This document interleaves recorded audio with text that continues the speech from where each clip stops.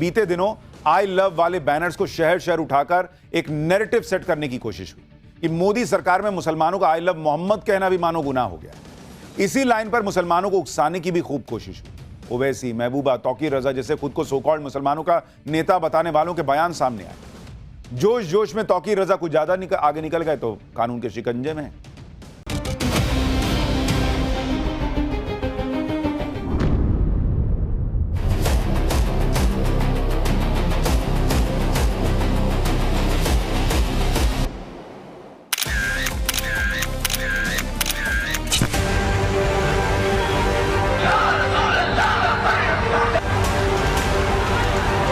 इस देश में आई लव मोदी बोल सकते बट आई लव मोहम्मद सल्लल्लाहु अलैहि वसल्लम नहीं बोल सकते। कहां लाके जाएंगे इस मुल्क को आप?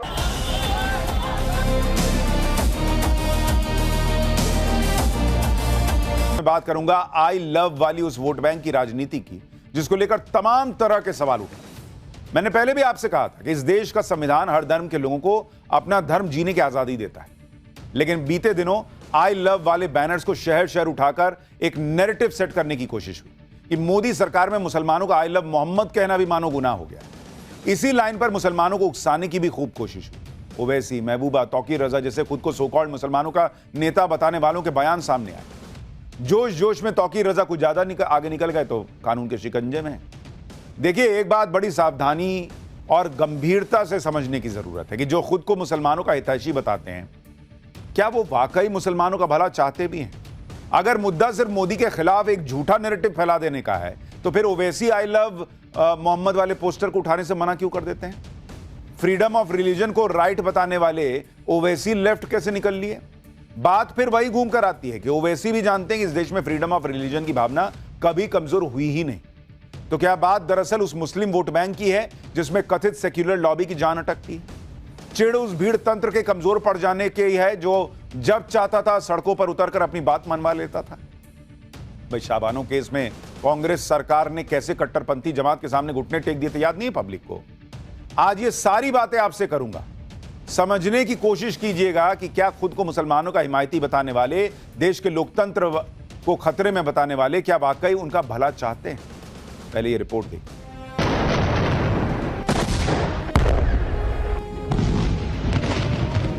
जब गाजा में आतंकी संगठन हमास करीब करीब घुटनों पर आ चुका है, जब इजराइल हमास के बीच जारी जंग में शांति की कोशिशों के आकार लेने की संभावनाएं तेज है, जब अमेरिकी प्रेसिडेंट डोनाल्ड ट्रंप ने हमास को साफ चेतावनी दे दी है, अगर उसने शांति प्रस्ताव को स्वीकार करने में देर की तो सारी डील रद्द मानी जाएगी।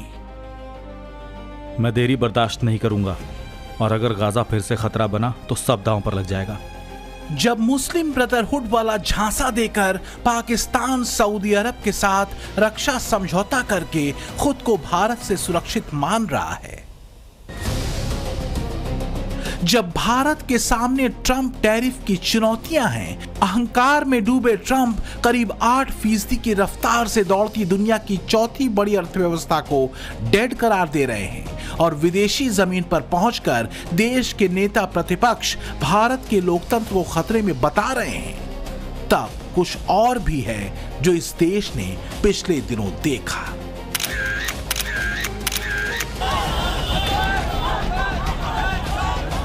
देश के भीतर एक छोटी सी घटना को लेकर एक पूरा बखेड़ा खड़ा करने की भरपूर कोशिश की गई।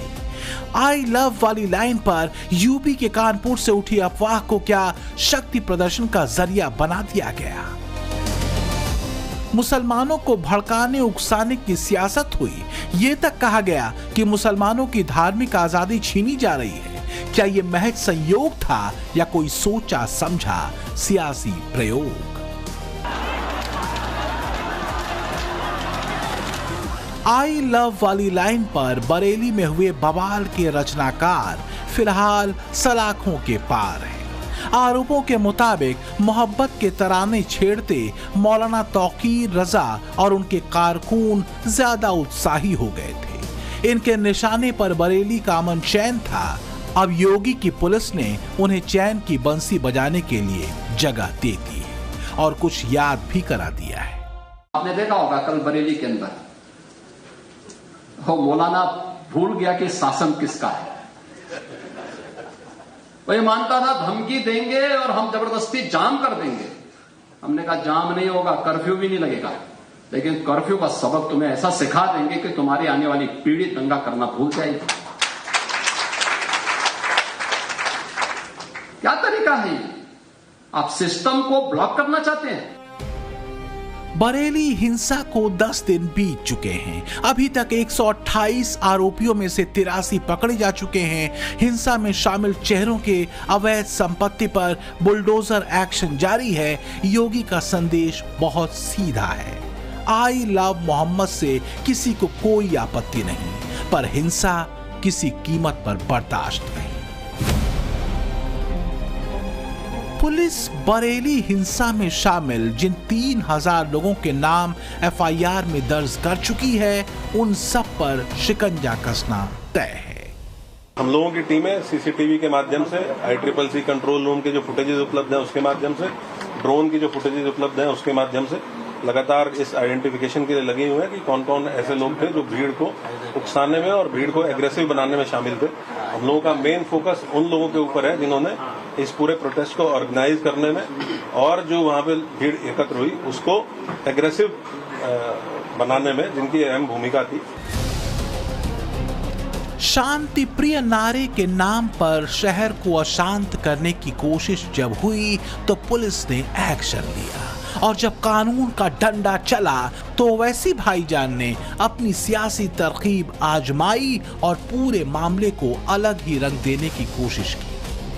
ये कि देश में आई लव मोहम्मद लिखा पोस्टर लेकर चलना गुनाह हो गया।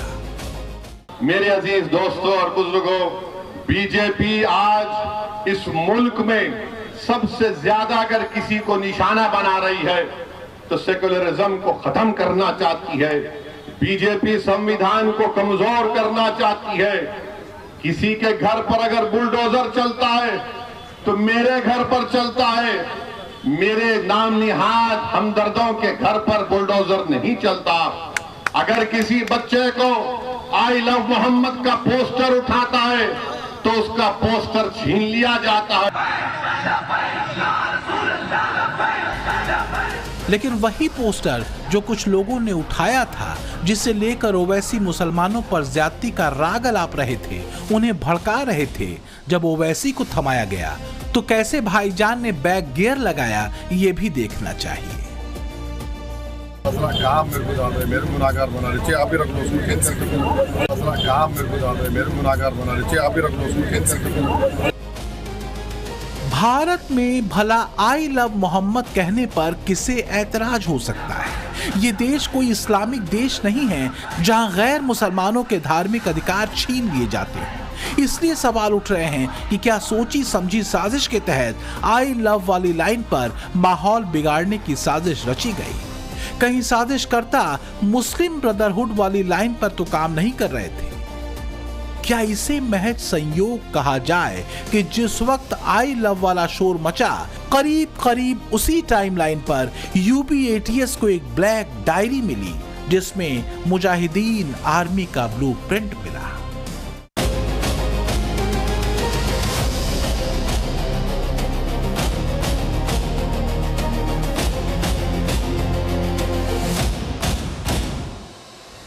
यूपी एटीएस ने सबसे पहले मुजाहिदीन आर्मी के मास्टरमाइंड मोहम्मद रजा को केरल के मल्लापुरम से धर दबोचा।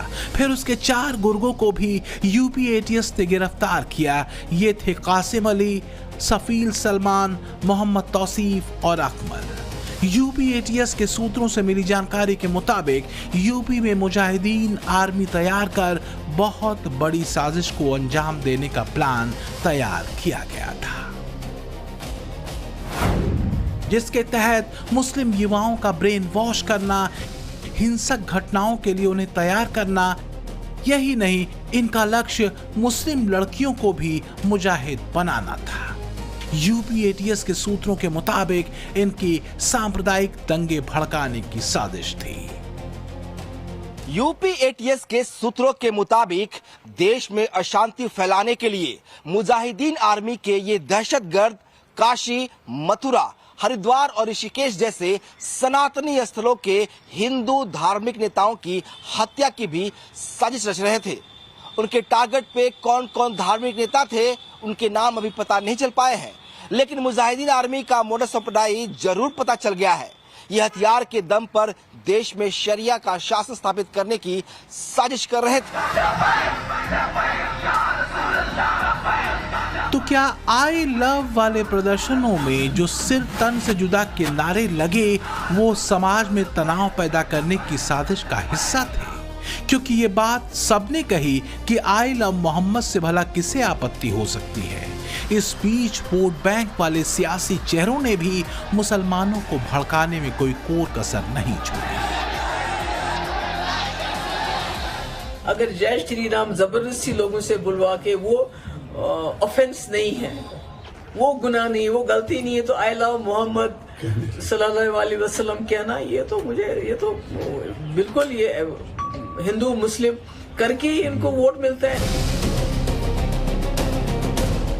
2014 के बाद से कट्टरपंथी जमातों और वोट बैंक की सियासत करने वालों को एक बात खटकती रही है, केंद्र में बीजेपी का शासन। क्योंकि सबका साथ सबका विकास के मंत्र से मोदी ने नए भारत की नई सोच को सामने रखा। वोट बैंक के तुष्टीकरण के बजाय संतुष्टीकरण वाले फार्मूले को दिया। नतीजा यह हुआ कि तीसरी बार केंद्र की सत्ता नरेंद्र मोदी को मिली। भारत दुनिया की चौथी बड़ी अर्थव्यवस्था बना। वोट बैंक पॉलिटिक्स वाला दौर खत्म हो गया और सांस्कृतिक राष्ट्रवाद के गौरव से पूरा भारत भर उठा। तो वहीं बार बार लगातार सत्ता से बेदखली ने कईयों को बेचैन कर रखा है, और उनको भी जिनके इशारों पर कभी मजहबी लकीर पर एक मुश्त वोट सेकुलरिज्म के नाम पर एक तरफा गिरा करते थे।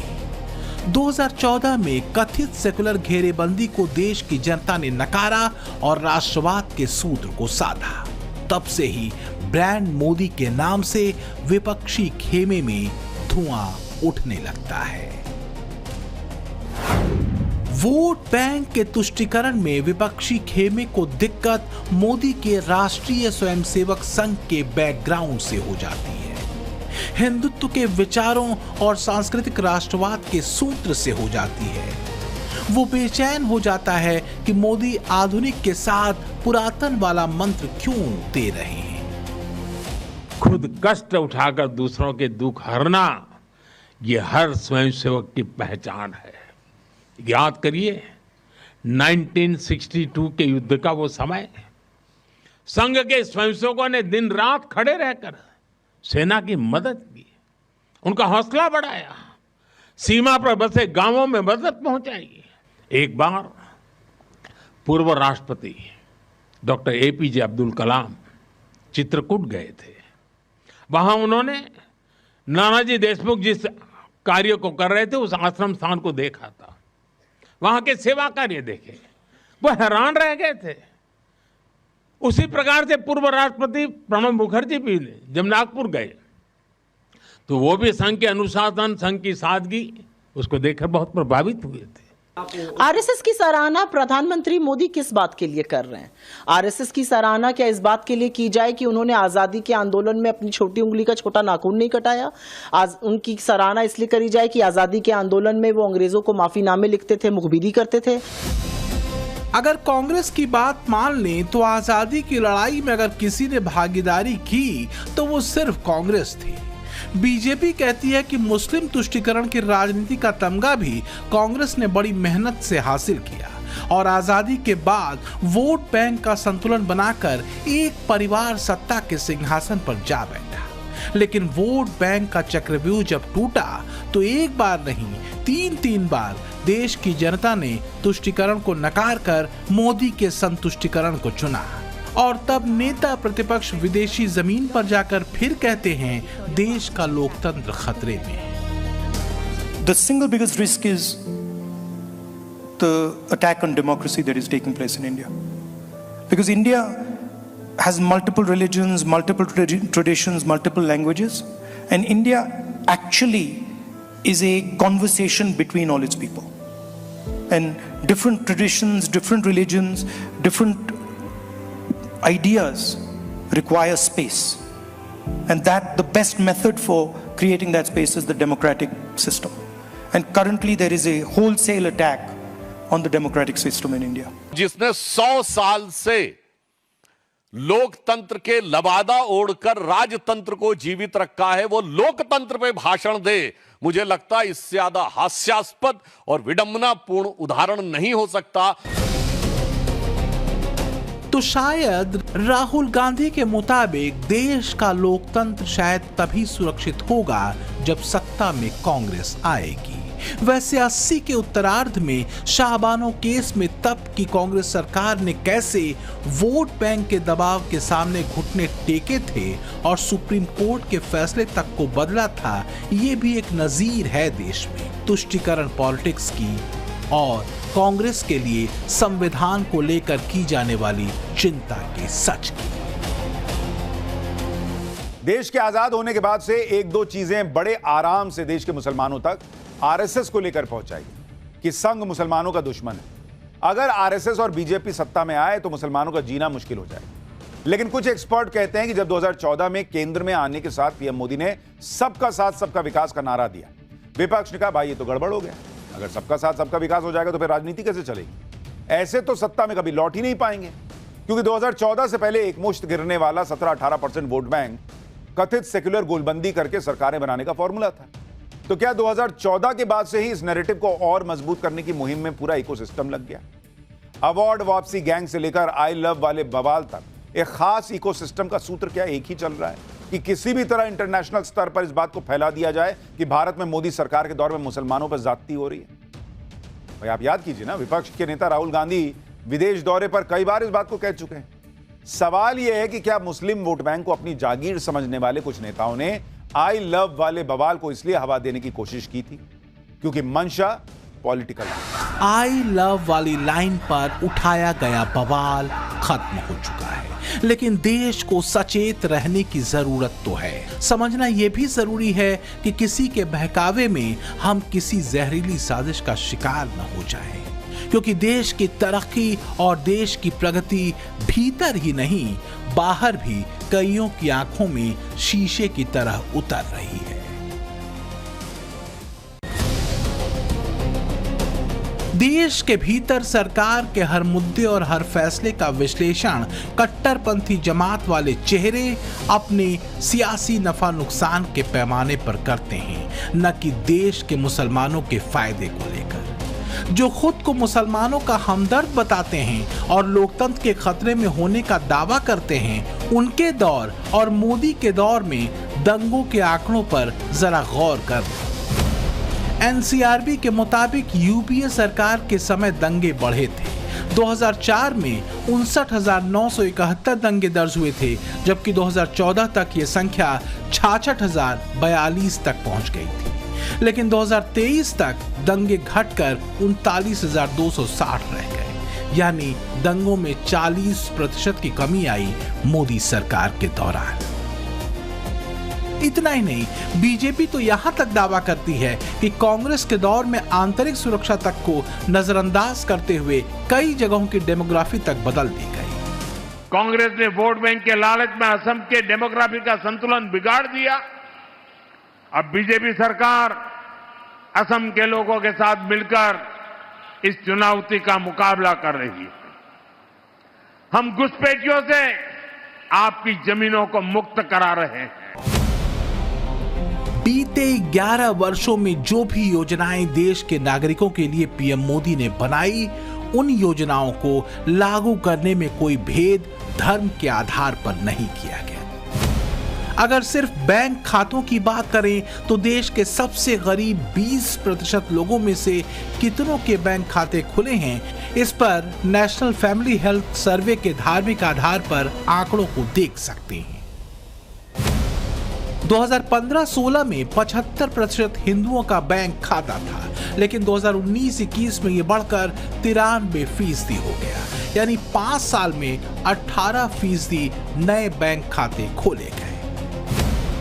इसी तरह मुस्लिम समाज में 2015-16 के दौरान 66% मुसलमानों के बैंक खाते थे, लेकिन 2019-21 में बढ़कर ये 92% हो गए, यानी 5 साल में 26% बैंक खाते बढ़ गए। इसके अलावा जन धन योजना में 42% बैंक खाते मुसलमानों के।